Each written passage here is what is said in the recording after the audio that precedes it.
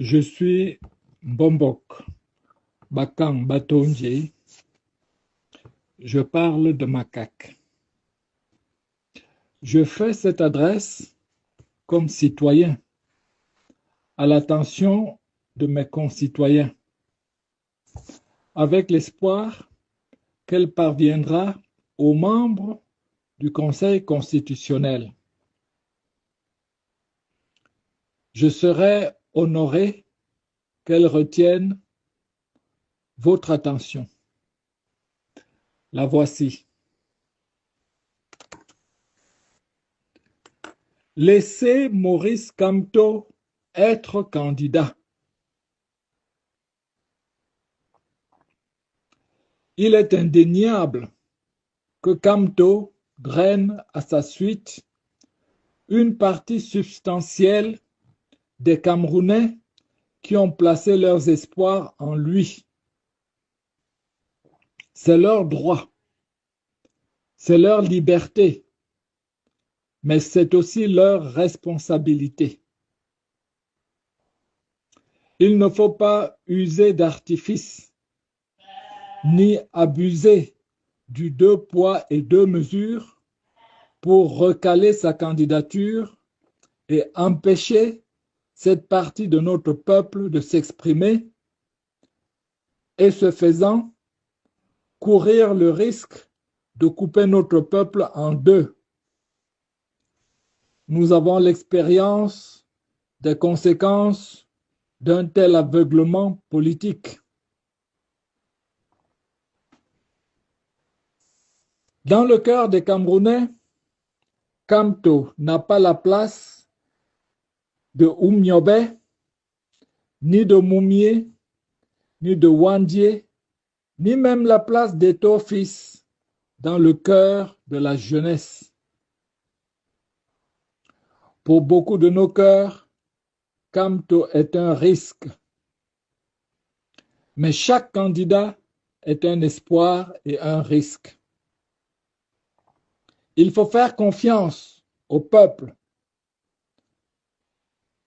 Après tout, ne sommes-nous pas le pays des lions indomptables? L'indépendance ne nous a pas été octroyée. Nous l'avons arrachée de haute lutte, et pas que les Bassa et les Bamileke. Ce que nous recherchons, ce sont des solutions pour notre pays, notre patrie. C'est la voie de l'émergence vers la lumière pour notre nation, notre peuple tout entier et avant tout pour notre jeunesse. Cette jeunesse voit d'un bon œil ce que certains changements de régime ont apporté de positif ailleurs en Afrique. Elle veut aussi ces changements au Cameroun. Les luttes tribales, même supportées par des lobbies remuants et bruyants, les alliances régionales sans principe, pour des objectifs inavoués ou au service des intérêts étrangers, ne nous tromperons pas.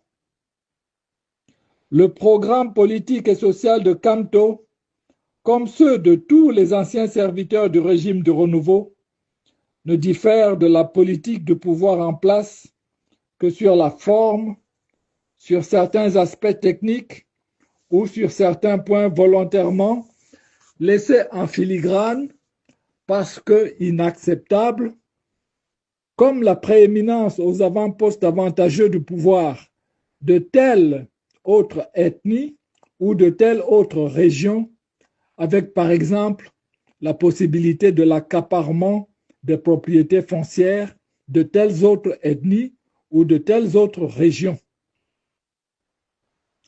Ce sera le même régime avec d'autres hommes et d'autres femmes. Le Cameroun a déjà connu ce semblant de changement en 1982.